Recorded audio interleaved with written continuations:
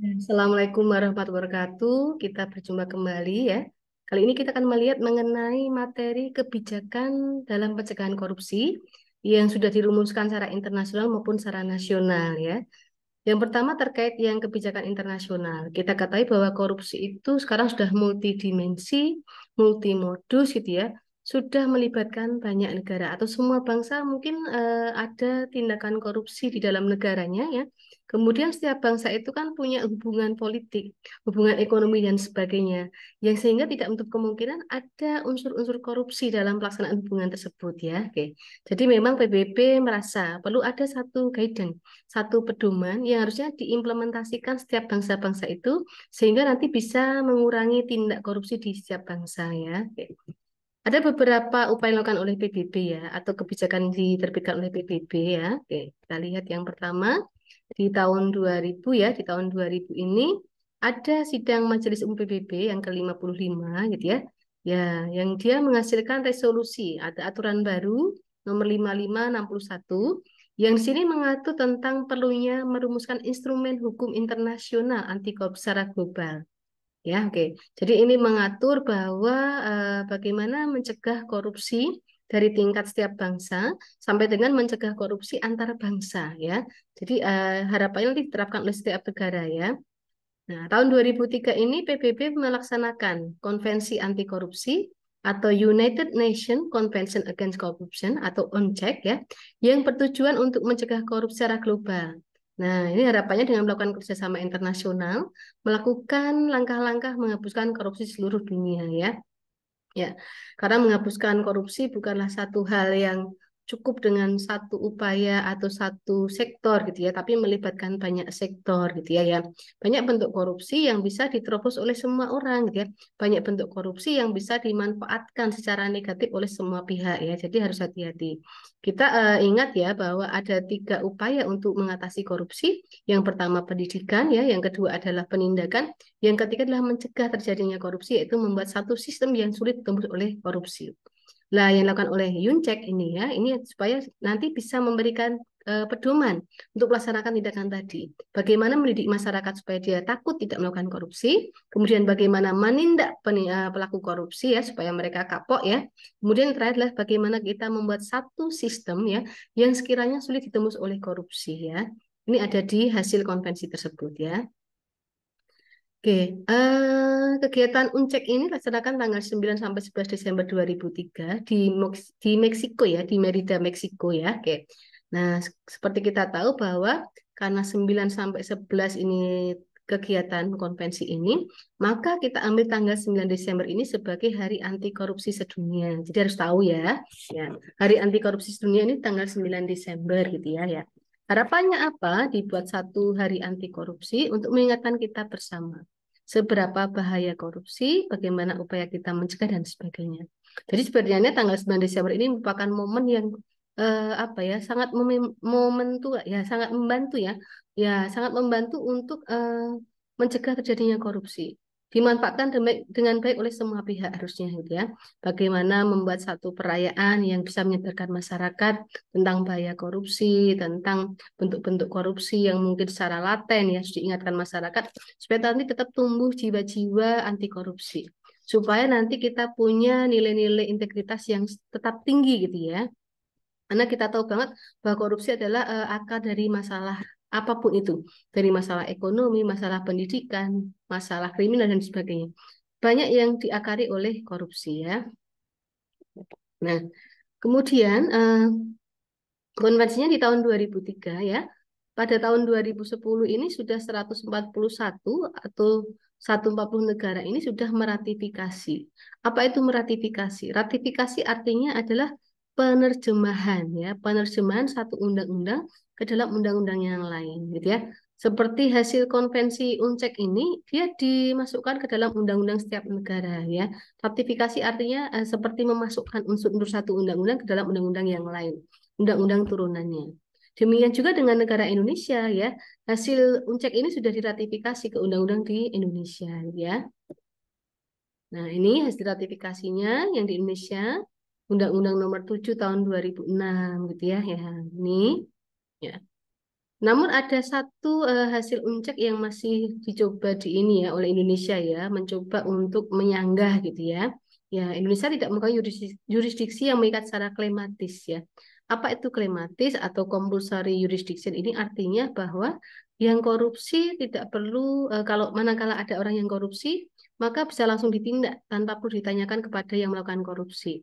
Cukup ditanyakan pada yang menjadi korban, pada saksi dan sebagainya. Namun pada keputusan bangsa Indonesia mencoba meminta PBB bahwa walaupun banyak saksi mengatakan, sudah ada saksi yang mengatakan bahwa ini adalah pelaku korupsi, bukti sudah ada, tetapi pelaku korupsi tetap harus dilakukan klarifikasi karena terkait dengan hak manusia, ya hak asasi manusia, dia untuk mempertahankan diri ya. Nah, kemudian ini hasil ratifikasi UNCEK di Undang-Undang Nomor 7 Tahun 2006, gitu ya. Dalam bab 2 ada tindakan-tindakan pencegahan, memuat kebijakan dan praktek pencegahan korupsi, badan atau badan-badan pencegahan korupsi dan sebagainya ya. Oke.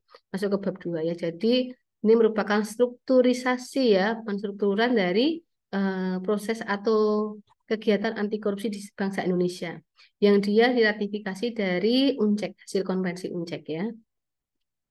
Kemudian ya kita punya G20 ya, ya G20 ya. G20 ini adalah Group of 20 gitu ya. Indonesia masuk dalam kumpulan G20 ini ya, ya. G20 ini adalah kumpulan dari negara-negara yang punya konsen baik pada sisi ekonomi, pada kriminal dan sebagainya. Jadi dengan adanya G20 ini sangat membantu perkembangan satu negara atau upaya satu negara untuk mencegah kondisi yang kurang baik. Termasuk di sini ada kegiatan Anti Corruption Working Group. Ya, ini upaya meningkatkan standar transparansi ya. Ya, termasuk keuangan, termasuk pemilu misalnya ya, akuntabilitas ya, pertanggungjawaban. Kemudian kontribusi Group of 20 ini dalam perang melawan korupsi gitu ya. Nah, ini G20 ini dia berkomitmen bahwa mempromosikan nilai anti korupsi ke dalam instrumen nasional maupun internasional yang sudah kita terapkan juga di Indonesia ya. Untuk kita ada KPK, ada Ombudsman gitu ya, ya. Yaitu merupakan dua lembaga independen ya, tidak di bawah pemerintah yang membantu kita, sangat membantu untuk mengendalikan korupsi di bangsa Indonesia. Ya. Oke, itu untuk yang internasional ya. Oke. Izin kita akan lanjut ke yang kebijakan nasional sekarang.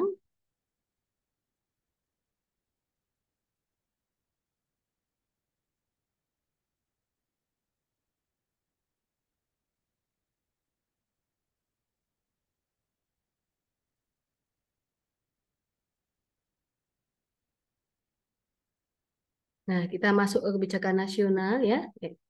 Nah, ada beberapa undang-undang di Indonesia yang mengatur tentang anti korupsi ya, ya. Yang pertama Undang-Undang Nomor 28 Tahun 99 ya. Ini undang-undang dasar ya, undang-undang yang mendasari anti korupsi ya.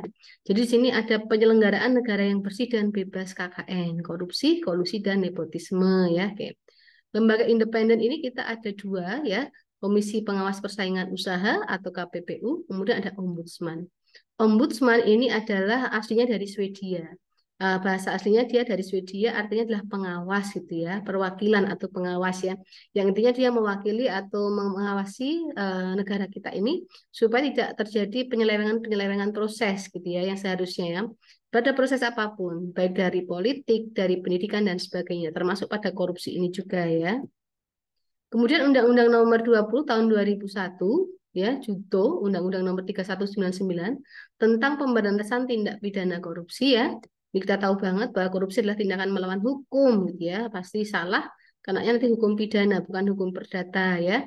Ada 7 jenis besar pada korupsi. Kita ingat bahwa ada penggelapan dalam jabatan, pemerasan ya, gratifikasi, suap menyuap, benturan kepentingan, perbuatan curang, dan kerugian keuangan negara. Ini adalah 7 besar gitu ya. 7 besar dari bentuk korupsi ya.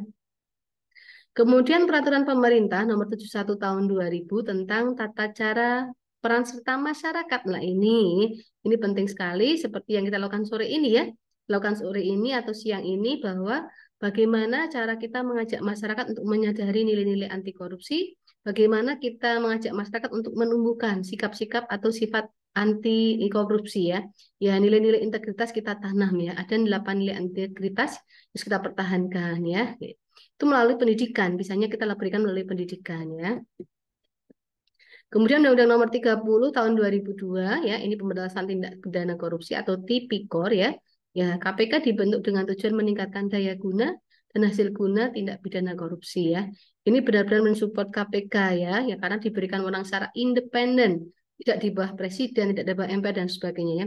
Jadi dia lembaga independen yang tidak harus melaporkan kepada siapapun ya.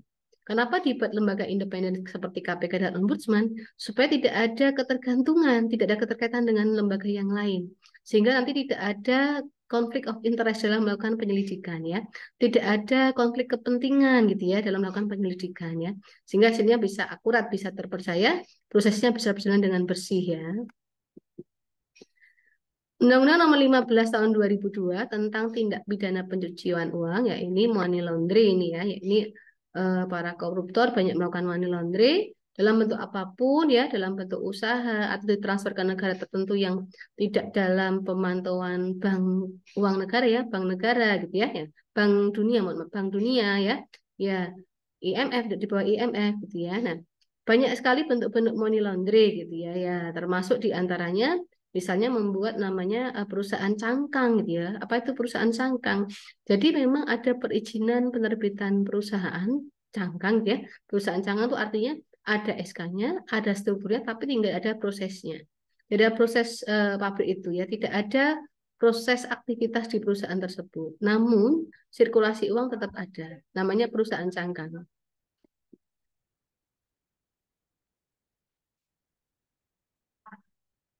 Se- se- Nah, kemudian terkait Permenristek Dikti nomor 22 2019 ini yang menyebabkan kenapa di setiap proses pendidikan, proses pelatihan harus ada materi tentang anti korupsi ya. Karena nilai anti korupsi ini ibaratnya kalau tidak diasah secara terus-menerus nanti dia akan berkurang gitu ya. Maka harus diasah terus-menerus. Harus selalu diingatkan ya. Kita ingat ada banyak nilai anti korupsi, ada berani, ada peduli, ada adil, sederhana ya, kemudian disiplin dan sebagainya. Ada 8 nilai anti korupsi yang harus kita pupuk terus dalam hati gitu ya. Nah, ini terkait dengan individual ya. Walaupun terkait dengan individual, tapi kita sebagai suri tauladan ya, sebagai role model harus memberikan contoh. Syukur-syukur kita bisa memberikan pengaruh gitu ya. Bagaimana kita memberikan pemahaman kepada orang lain bahwa bagaimana kita harus menguatkan ya nilai-nilai integritas dalam diri kita ya. Nah, demikianlah materi terkait kebijakan nasional dan internasional terkait dengan pencegahan tindakan korupsi gitu ya. Nah, ya ini merupakan satu tantangan untuk kita ya. Kita ada amanat dari internasional maupun nasional tadi, bagaimana kita bisa membawa negara ini bersih dari korupsi. Ya, bersih dari korupsi itu berarti kita laksanakan sesuai dengan tupoksi kita saat ini. Di mana posisi kita? Apakah kita sebagai seorang pelajar ya, apakah kita sebagai ibu rumah tangga, sebagai karyawan dan sebagainya, kita lihat upaya apa yang bisa kita lakukan untuk mempertahankan nilai-nilai integritas dalam diri kita. Memang selalu dipupuk ya, kalau nggak dipupuk nanti akan semakin berkurang gitu ya. Dan kita yakin bahwa kita pasti memiliki 8 nilai integritas tersebut ya, tetapi ada bobot-bobot yang masih rendah. Ya, bagaimana kita meningkatkannya gitu ya. Nah, sekali lagi memang kembali kepada hati nurani kita, kembali dengan hubungan kita kepada yang di atas ya, dan kembali pada hubungan kita dengan yang sesama manusia ya. Harapannya kalau mengingat hubungan ke atas, hubungan dengan manusia ya, maka harapannya kita bisa melakukan hal yang sebaiknya dilakukan, bukan hal yang sebisanya dilakukannya. Ini harus hati-hati gitu ya ya. Ya, kadang sifat kepedulian, kadang sifat berani itu adalah hal yang paling sulit kita pertahankan ya. Tapi bagaimana kita memupuk rasa itu, bagaimana kita menguatkan diri kita untuk bisa melaksanakan apa saja yang tadi menjadi impian kita untuk menjadi sosok yang berjiwa anti korupsi, sosok yang memiliki nilai-nilai integritas yang tinggi ya. Ya, demikian yang bisa kami sampaikan. Terima kasih. Wabillahi taufiq wal hidayah. Wassalamualaikum warahmatullahi wabarakatuh.